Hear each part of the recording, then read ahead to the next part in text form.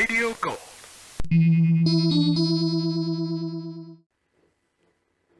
Welcome to Radio Gold. I am Randall Emerson. I will be your host as we continue the exploration of our vast and varied archives of classical radio programs for your entertainment. This production of The Avengers burst in the door of spy and superhero adventure drama on South African radio in 1971, starring Donald Monat as John Steed and Diane Appleby as the wonderful Emma Peel. It was based on the Fine TV series, which was very popular from the start in the UK, and is an excellent example of radio's adaptation of the television medium.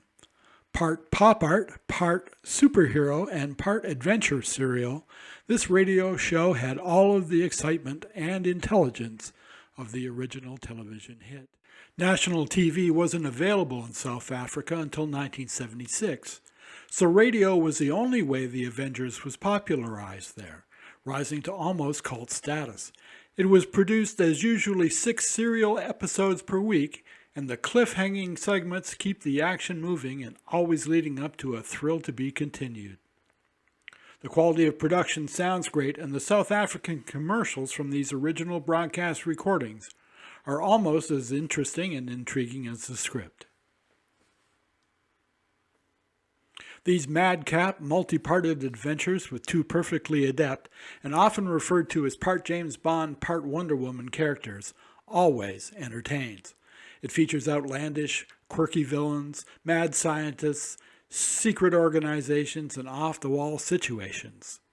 Each adventure presents the Avengers with a Gordian knot of plot twists that they almost always manage to unravel with style and aplomb. The Avengers is a great radio example of why the pictures of the mind are the most exciting. And as for pictures in the mind of the iconic Emma Peel, you may substitute the television vision of Diana Rigg if you so desire. So ladies and gentlemen, without further ado, Radio Gold is proud to present The Avengers. 2 men in monks' cassocks moved silently down the stone passageway of Old Hill Monastery. They opened and closed a heavy Gothic door and walked across the carpeted room. One of the men removed his monk's robe, revealing the uniform of a colonel in the British Army. Nearly 12 o'clock, Baxter. Yes, Colonel James. Better do a round. Take a walkie-talkie and report back. Very good. Baxter helped himself to a walkie-talkie from the cupboard and left Colonel James to some paperwork on the desk. A short while later, in the passageway beneath, Baxter paused at each of the monks' cells. They were all heavily bolted on the outside, for Old Hill Monastery was a prison for captured spies.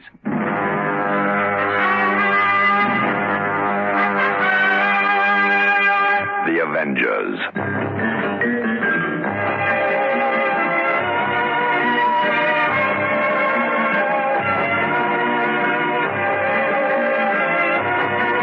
John Steed and Emma Peel, The Avengers.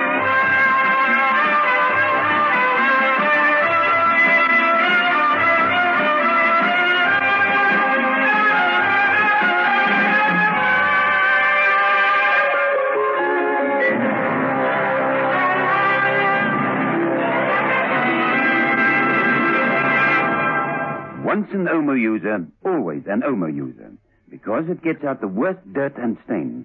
Mrs. Francis of Port Elizabeth found that Omo cleaned her husband's bathing trunks. He used to come home and they'd be marked and splodged with tar and oil from our beaches. Well, he wanted to throw them away. So, well, he'd soak them overnight in cold water Omo. And the next day they were shimmering white again. Cold water Omo cleans best. Over 1 million South African housewives have proved it. Walls Ice Cream presents the new Pink Pussycat song. We drop strawberry at the little top and hop. That's on inside. White milky chocolate the way you like. All over the outside. Where walls Pink Pussycat now.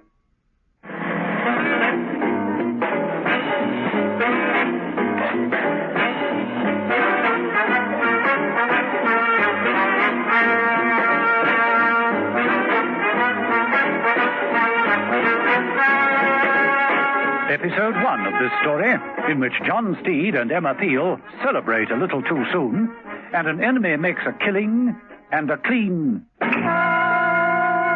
getaway.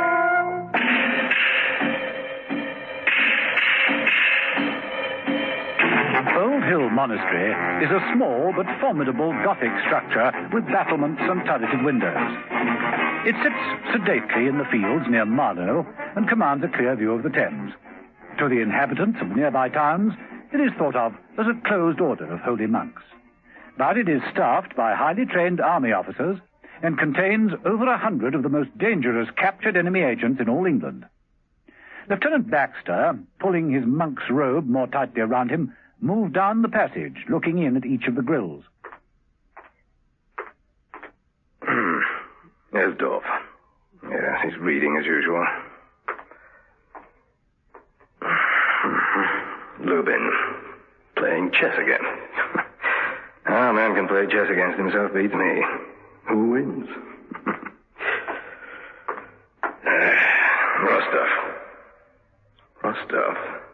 Rostov? You hear me? Show yourself. Baxter, peering into one of the cells, was unable to see the inmate.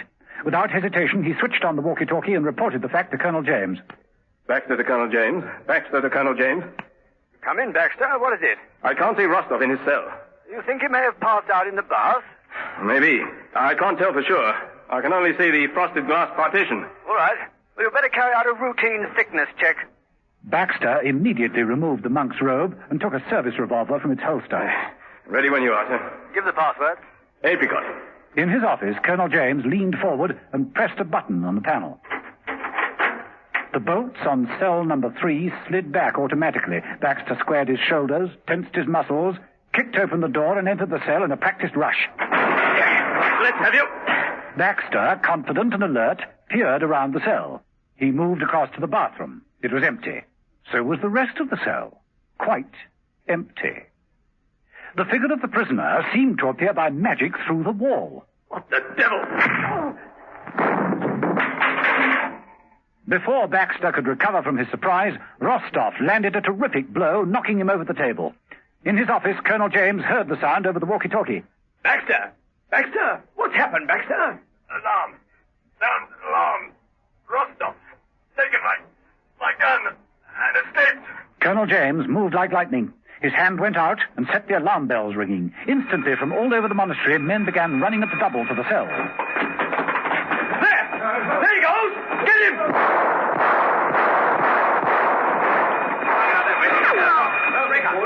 Rostov, at the end of the passageway, whipped off a few warning shots and raced to the next corridor.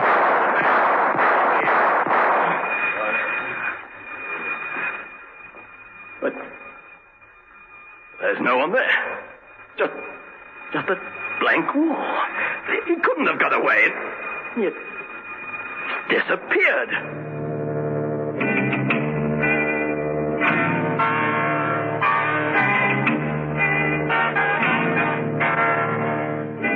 John Steed was having a party in his apartment. It was a small reunion. Steed had 2 old pals, fellow agents, Paul Ryder and George Neville. The 3 men were in dinner jackets. Mrs. Peel was with them, wearing a stunning full-length gown. It was all very smart and select, and it had got to the last drink and cigar stage. Indeed. Did you ever see anything more of that Admiral, what was his name? Pebbly chap, heavy breather. Surely that description can fit any admiral in the British Navy. Not quite sure who you mean, Paul. I want to propose a toast. Oh, you must remember the old boy. A toast, I insist. All right, a toast. To our benevolent host, the man you can always trust, the man you can always rely on, to the man with... With the wooden leg. Eh? Steed hasn't got a wooden leg. Have you, Steed? If you have, I must say you can't off very well. I'd never have guessed. Admiral Corman, that's who I was thinking. Ah, yes, Corman. Yes, of course I remember. I give you John Steed. Oh, glass is empty. Oh, let me. Thanks. John Steed. Yes, John Steed. And another toast to John Steed's partner in crime. I must say, Steed, you certainly know how to pick 'em. She's delectable. She's delicious. She's also a dab hand with a caviar canopy. Gentlemen, I give you Emma Peel. Thank you. And another turn. No, it's my turn. To Paul Ryder and George Neville. We trained together, we fought together, and I hope we'll remain together for many years to come. Steed drank and shattered his glass in the fireplace. The simplicity and sincerity of his speech moved them all. Out of a pause, George Neville said, Oh, dear. It's gone all solemn. Positively sepulchral. That'll never do, will it? No, because we've never been solemn. Not even in the tightest spots. Not even during the EBA, eh, Steve? Remember that? Oh, yes. The EBA. Ah, the EBA. The EBA? European bombing attack? The exploding bootlaces affair. Then there was the DCP. DCP? The diabolical cipher plan. And the GAP. Fill that gap in for me, will you please, Steve? The great assassination plot. And what about the GTR? Ah, yes, the We GTR. couldn't possibly overlook the GTR. Great train robbery? Granny Tittyfeather's rum, homemade. Kicked like a mule. Fortified us during the dawn vigils. Yes, and talking of dawn, I think it's time I was off. Oh, no, one more, surely. No, it's gone 5, you know. 5 in the morning? Oh, it can't be, surely. Mrs. Peel moved to the window and drew aside the curtains. The cold light of dawn flooded into the room. Down in the street, the mews was deserted. Well, it's home with the milkman then, isn't it? I think I'll walk. It's not far, and it'll do me good. Well, thanks for everything, Steve. Next time's my place. Goodbye, Emma. Great pleasure meeting you. See you all again soon. I can let myself out, so don't worry. Goodbye. Goodbye. Bye, old chap. Bye. Well, how about you, George, old man? Well, I'm very easily led, and the prospect of even 5 minutes more with the delectable Mrs. Peel. I agree. Another bottle? Well, thank you both. I'll join you.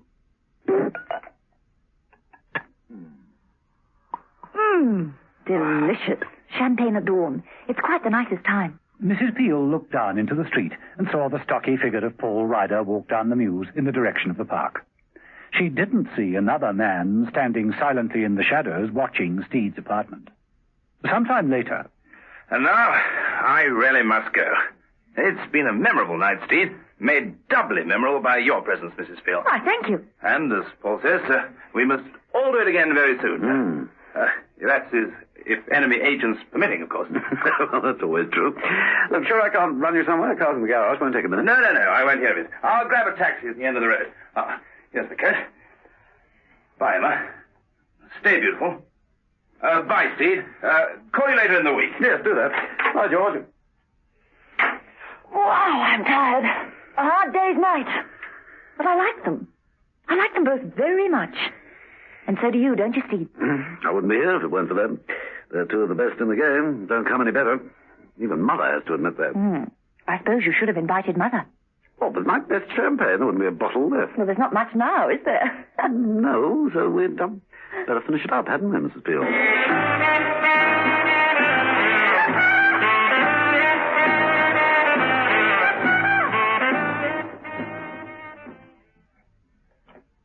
Down in the street, George Neville turned up his coat collar against the chill dawn and quickened his walk. Near the corner of the mews, he stopped. A voice from the shadows said, Neville. George Neville. Here. What the devil? Neville took a pace towards the voice. The figure of Rostov appeared near the blank wall like magic. Neville reached for the gun in his shoulder holster, but too late. Rostov had a gun trained on him and fired it several times. George Neville, spun round by the impact of the bullets, he fell among the dustbins. Steed and Mrs. Peel, hearing the shots, tore out of Steed's apartment. George! Neville! Steve? Steve, is he all right? George, who did it? George Neville managed to gasp out, Rostov. Was Rostov. and then he died in Steed's arms.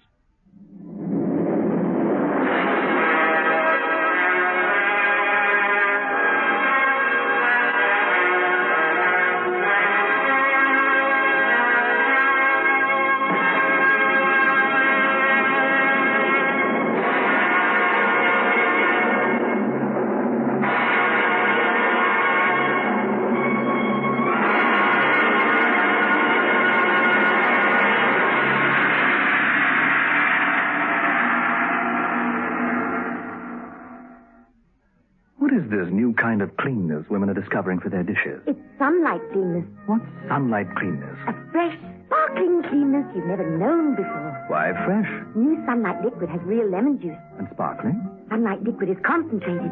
It's got the greatest grease-cutting power to give you sparkling dishes every time. And new Sunlight Liquid with real lemon juice means real economy. Just 1 teaspoonful washes a whole sinkful of dishes sparkling clean. Sunlight clean. Once an Omo user, always an Omo user, like Mrs. Bodington. My wash is beautiful, and I'm very proud of it. There's nothing like cold water Omo. No dirt can stand up to Omo. Over 1 million housewives have proved it. It cleans best.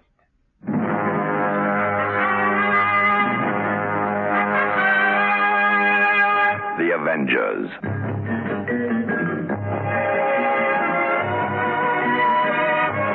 Listen every evening, Monday to Friday, to John Steed and Emma Peel, The Avengers, brought to you by the makers of Cold Water Omo.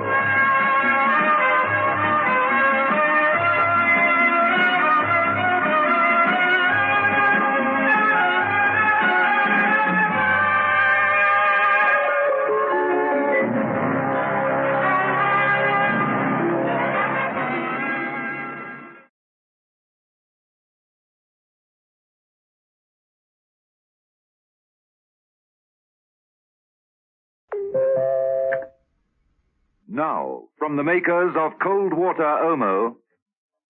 George Neville, walking in the dawn light of the mews in which Steed lived, was stopped by a voice from the shadows. Neville. George Neville. Here. What the devil? The impact of the bullet spun George Neville round, and he fell among the dustbins. John Steed and Emma Peel, hearing the shots, tore out of Steed's apartment. George! George, what the... George! Steve? Steve, is he... George, who did it? It was Rostov.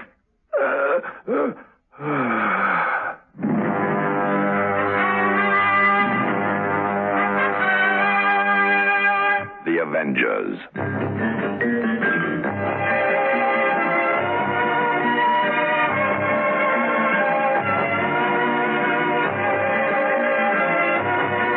John Steed and Emma Peel, The Avengers.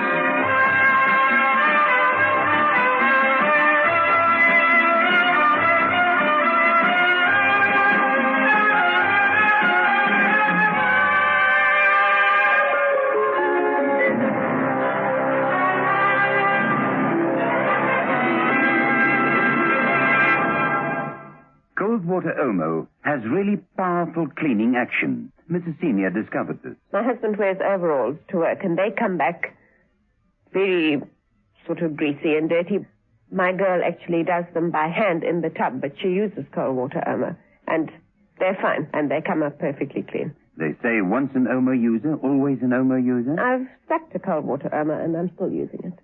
It's the strongest washing powder I've used. Cold water Omo cleans best. Day in, night out, been only a woman, perfectly groomed, sweetly perfumed. Now you can choose from Vinolia's 5 new classic fragrances.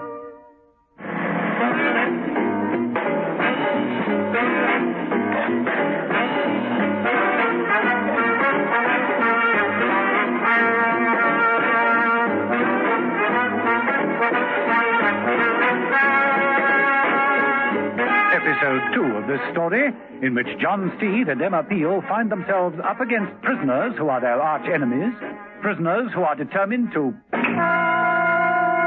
get away.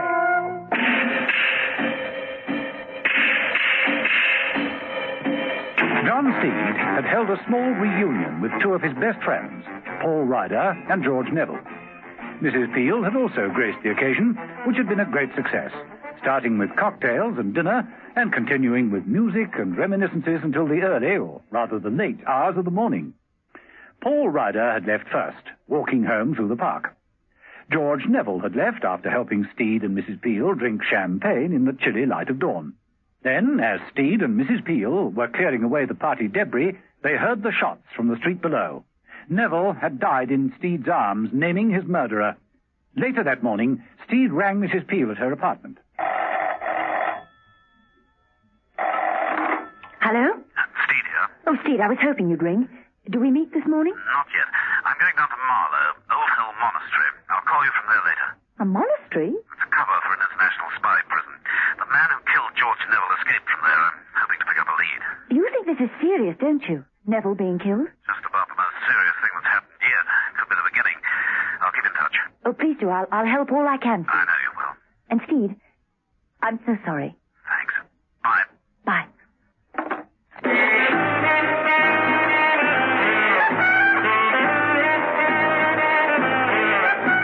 Down at Old Hill Monastery, Steed submitted his pass to a monk at the gate and was allowed into the main building.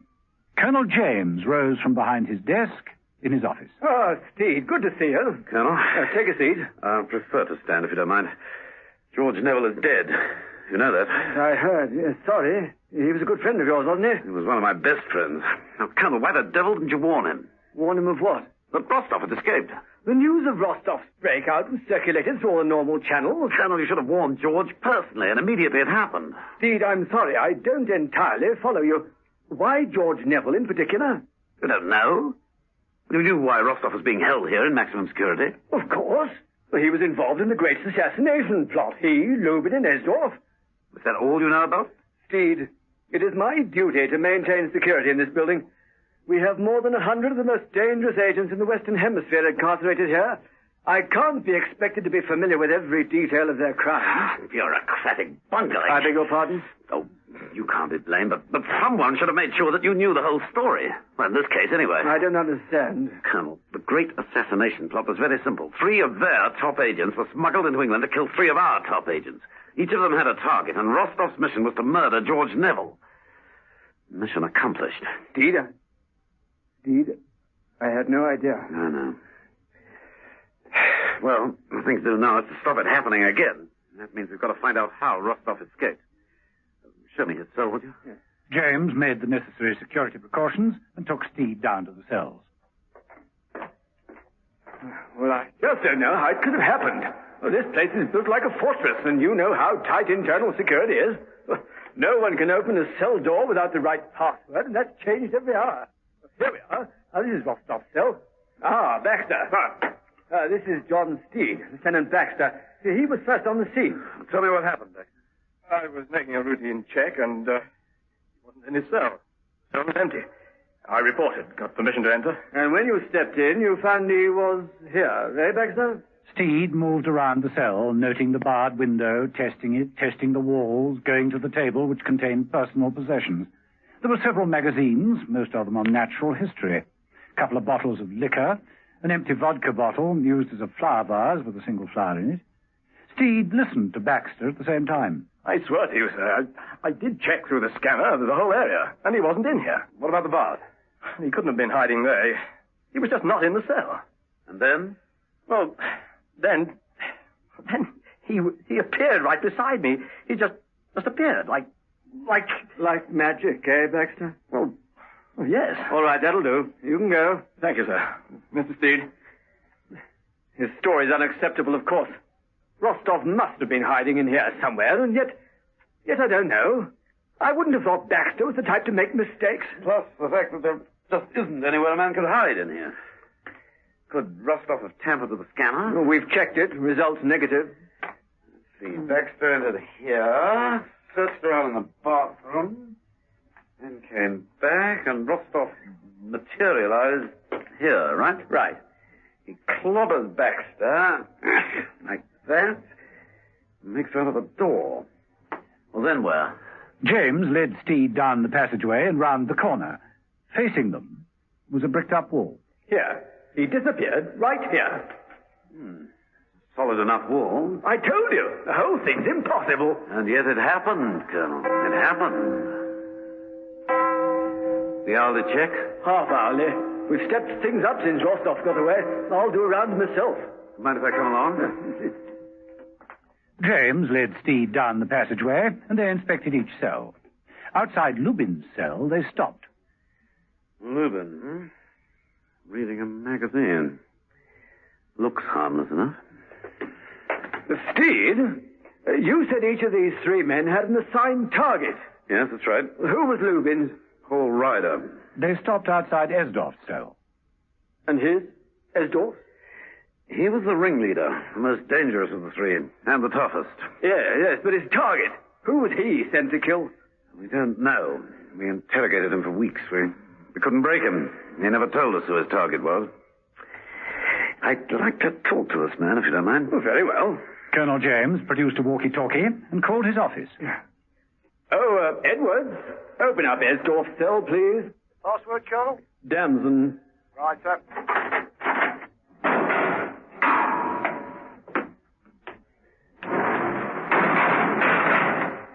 Esdorf, come in, Steed. Come in. I've been expecting you. After Rostov's escape, it was inevitable that you would come to question me. Let me look at you. Mm-hmm. You don't change. Nor you? Externally, perhaps not. You go to great pains to ensure my physical fitness, but internally, yes, inside I change very much. I'm resolute.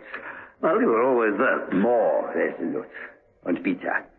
Incredibly bitter. A drink. Thank you. It's good to see you, Steed. Good to know that you're still alive. Oh, I never thought I'd hear you say that. Let me give you a toast. To freedom.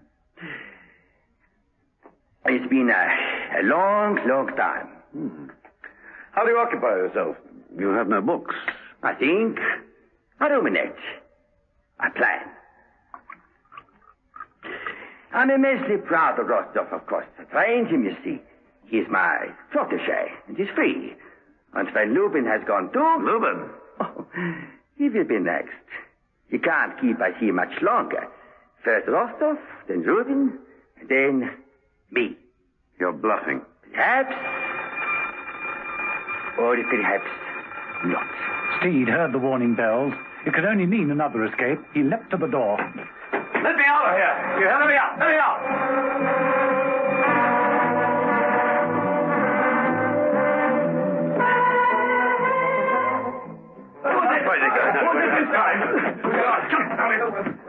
In the corridor, all was confusion. Colonel James was leaning against the wall, holding his head. Who was it?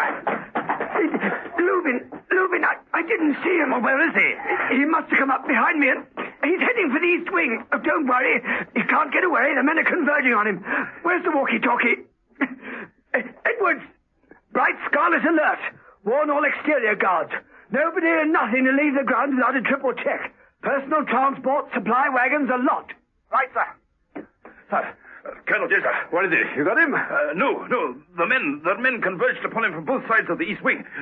They met, they heard his footsteps, and then they stopped. The prisoner had just disappeared.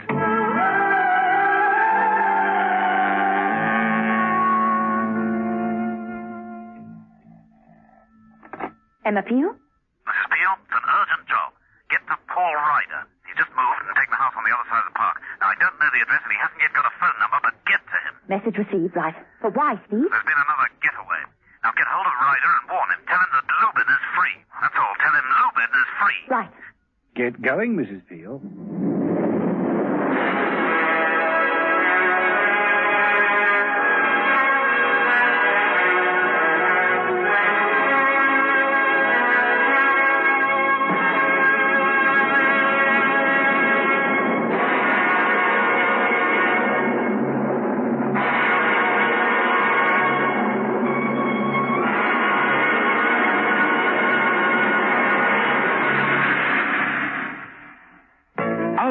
Comes a new way to fight tooth decay for keeps. New fluoride for keeps toothpaste. It's the clear blue way to fight tooth decay, and it's the best anti-decay toothpaste around. New great tasting for keeps toothpaste. The clear blue way to fight tooth decay for keeps. Great teeth are forever. Great teeth are for keeps. New family fluoride for keeps toothpaste.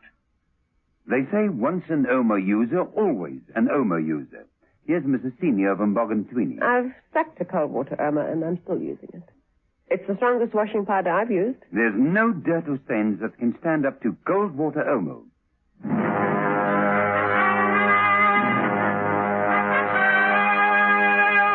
The Avengers.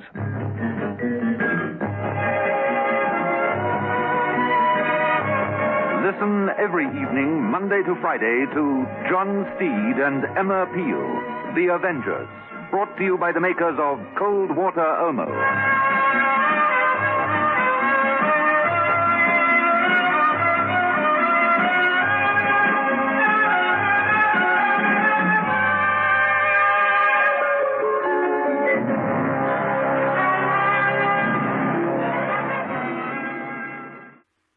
Let's have a short intermission, starting with the always popular Ripley's Believe It or Not. Truth is stranger than fiction, and this is the proof. This is Ripley's Believe It or Not. The goblet used by the Sultan of Fumban in equatorial Africa was made from a gruesome substance indeed. For some strange reason, he had it made from the skull of his bitterest enemy. Believe it or not. In a moment, I'll tell you about a man who believed it was never too late to learn.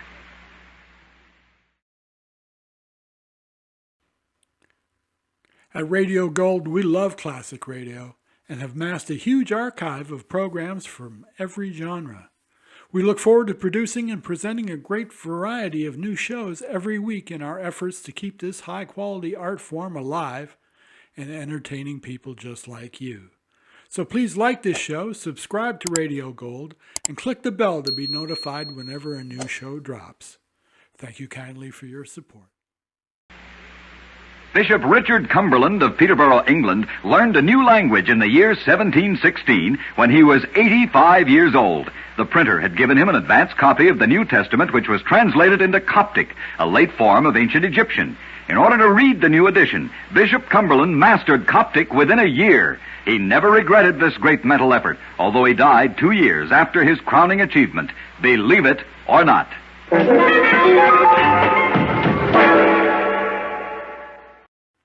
Now let's continue our exciting Avenger adventure. Now, from the makers of Cold Water Omo,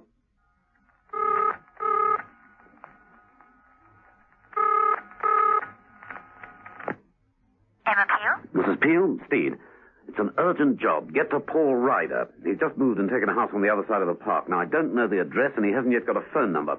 But find out from the ministry. Mother will know. You get to Paul Ryder as soon as you can, understand? Message received, right, Steve. But why, Steve?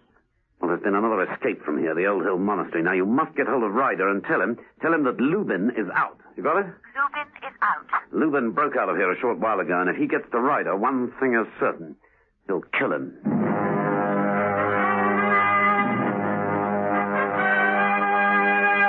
The Avengers.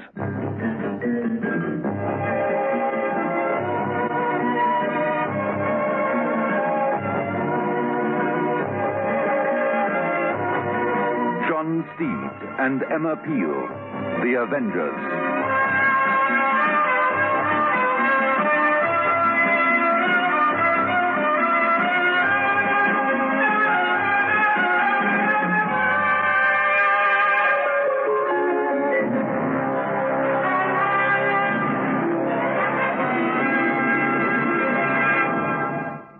Once an Omo user, always an Omo user.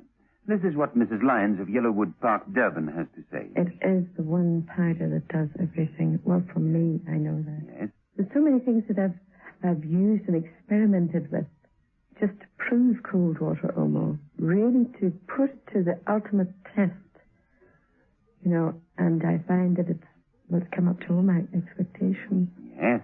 Cold water Omo cleans best. Walls Ice Cream presents the new Pink Pussycat song. We drop strawberry and vanilla, pop and hop. That's on inside. White milky chocolate the way you like.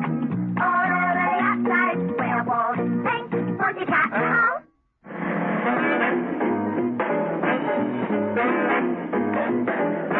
Episode 3 of this story, in which John Steed and Emma Peel encounter another killing and receive another threat by an enemy to achieve a getaway.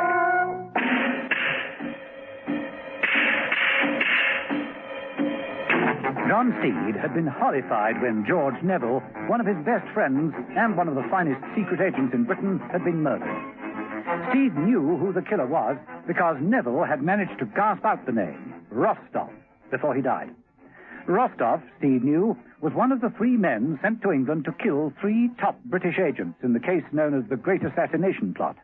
The plot had failed, and the 3 men, Rostov, Lubin, and Esdorf, had been captured and imprisoned in Old Hill Monastery, a tightly guarded Gothic building near London. Steed had visited the monastery and been present when the second escape had been effected. Lubin had got away. Steed, knowing that Lubin's target was Paul Ryder, had hastened to the phone to alert Mrs. Peel. Mrs. Peel got on with the task straight away, but she had a little difficulty in finding Ryder's new address. It was a new house on the other side of the park. Ryder himself was doing a little decorating, standing on a ladder, painting a cupboard in the bathroom bright red, when he heard a voice calling, Ryder. Ryder. Who is it? I'm coming. Ryder climbed down the stepladder and walked into his bedroom. The voice called again, echoing round the half-empty house. Ryder. Ryder. I'm going to kill you, Ryder. What the devil? Who are you? And where are you? Ryder walked from the bedroom into his sitting room. I've come to kill you, Ryder. I'm in the bathroom now. Ryder retraced his steps back into the bathroom. I'm going to complete my assignment. But first, I'd like you to see me. Ryder, who'd been staring around him at the white-tiled walls, suddenly found himself face to face with Lubin. Lubin held a gun in one hand. Ryder backed away, crashed into the stepladder as Lubin fired.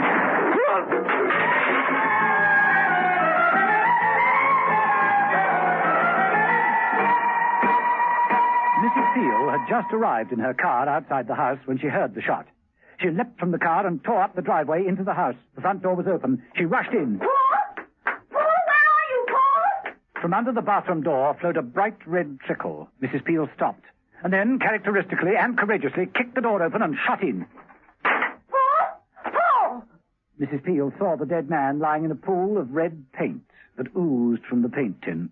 She glanced around. There were footsteps in the paint, red footprints that led to about a foot from the wall. Mrs. Peel looked around with confusion, and then she heard... What the devil? There, in front of her eyes, were red footprints forming, walking through the open door and down the corridor, slowly fading as the paint wore off, fading into nothing.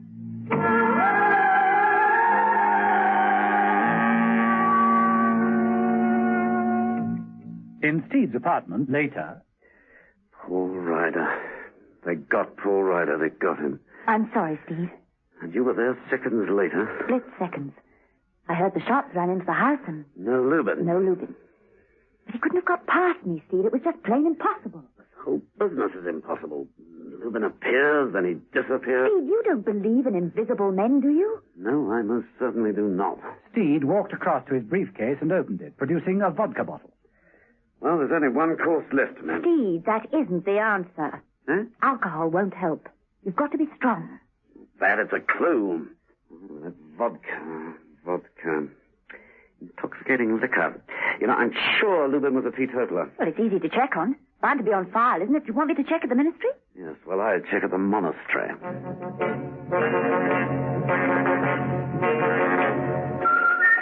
So, Steed went back to Old Hill Monastery and checked with Colonel James. You know, I think you're right, Steed. Lubin didn't drink when he first came here.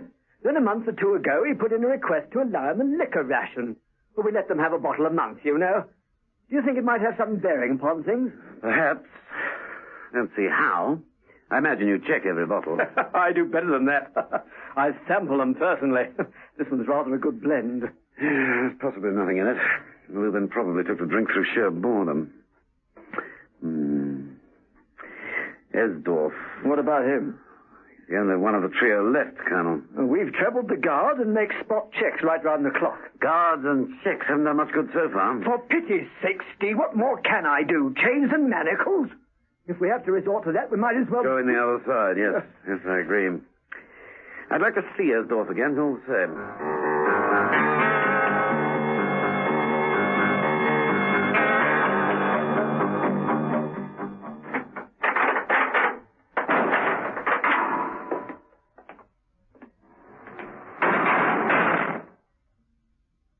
Steed entered the cell. Esdorf was doing some physical exercises. 35. Ah, Steed again. I thought all you did was think. Think and plan. But the plan remains a plan unless one has the physical prowess to put it into action. You're still planning to run away from us, Esdorf? Run? No, I don't think I shall run. I shall walk. A measured trade. I shall regard my freedom as one does an exotic drink, a fine cigar, or a beautiful woman. I shall savor it, a pace at a time. Oh, no, Mr. Steed. I shall not be running. You put on a fine show of confidence. I'm also being incredibly well-mannered, delicately avoiding taboo subjects. I'm leaving you to mention the unmentionable. It begins with the letter L. Lubin? Ah, you brought it out into the open. I wanted to spare your feelings. Cheers. Cheers. What was it you said on the last occasion? You're bluffing. Well, what's that? And now you say I am putting on a fine show of confidence. Well, am I? So you will escape? I will escape. And complete your assignment? Yeah. It has kept me sane all the time I have been here. The thought that one day, I would do what I was sent here to do. That I wouldn't be cheated of it. You can depend upon it. I will complete my assignment. And who is your target? You would like to know, wouldn't you? Well, you've been so forthcoming about your escape. I should... You would like to know who I was assigned to kill. You tried to extract that from me before, during the weeks of interrogation. I told them they wouldn't break you. Not you. You're too good at your job, Esdorf. Oh, better than you, Steed. Had the circumstances been reversed, would you have broken? I don't think so. They're evenly matched, you and I. Perhaps. Well, I shall leave you. That's why they chose me, of course. Pardon? I said, that's why they chose me. It amuses me to tell you this now, Steed. It's you, Steed. You are my target. You are the man I am going to kill.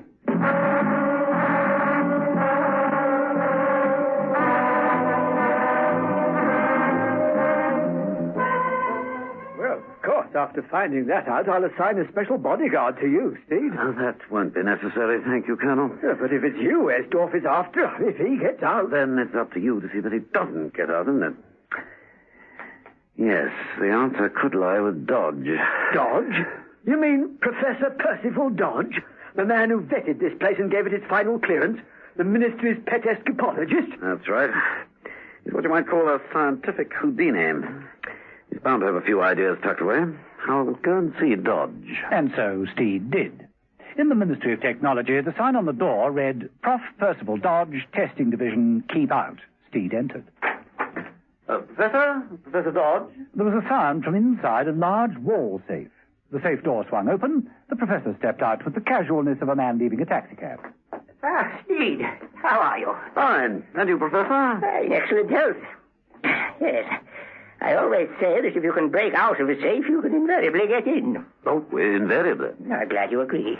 If we put our secrets in there, we might as well post them to the enemy. No, the safe's no good. The professor reached out onto his desk, seized a rubber stamp, and stamped at the top of the safe, Reject. When Dodge says it's secure, only then can you be sure. Yes, that's 3 safes they've reckoned lived up to the name. They don't. After that pile of locks, I unpicked them with a hairpin in 10 minutes flat. What have we got here? Handcuffs. Says they're escape-proof. Care to try them on, Steed? Professor Dodge, without waiting for Steed's consent, slapped the handcuffs round his wrists. Steed looked a bit helpless. Professor Dodge, it's about the Old Hill Monastery. Oh, yes? My best piece of work. I have the plans here, strangely enough. Perfect planning. No one could escape from there. Rostov and Lubin managed it. What? A getaway? A got-away. That's why I'm here. That's impossible. It's escape-proof. Escape-proof? Like these? Steed twisted his wrists slightly and dropped the handcuffs onto the professor's desk. Then he reached for the rubber stamp and slapped it down on the Old Hill Monastery plans. Reject, Professor? Any idea why? Housewives everywhere are discovering new Lux Cream of Lemon dishwashing liquid. Have you tried it, madam? Yes, I like it. It's kind for my hands. And you? Yes. Gets my dishes sparkling clean. And you, madam? And no, I haven't tried it yet. If you haven't yet tried new Lux Cream of Lemon dishwashing liquid, now's the time. New Lux Cream of Lemon really cares for your hands and gets your dishes sparkling clean. Lux Cream of Lemon at your shop now. So many women tell us that once an Omo user, always an Omo user. Women like Mrs. Clark of East London. This is certainly the one that I've stuck to. And it's all I get now. Yes, cold water Omo cleans best. Over 1 million housewives have proved it.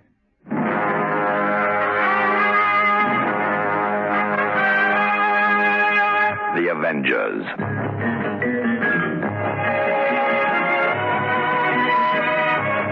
Listen every evening, Monday to Friday, to John Steed and Emma Peel, The Avengers, brought to you by the makers of Cold Water Omo.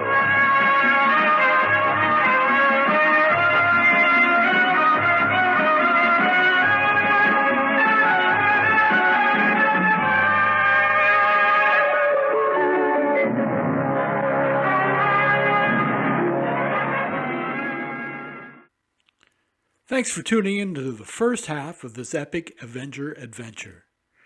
Now get on back to our channel for part 2 to hear how it ends. And you'll also find more episodes from this series just like it. So, what's holding you back? Gravity? Radio Gold is a 3 9's fine radio production. See you next time.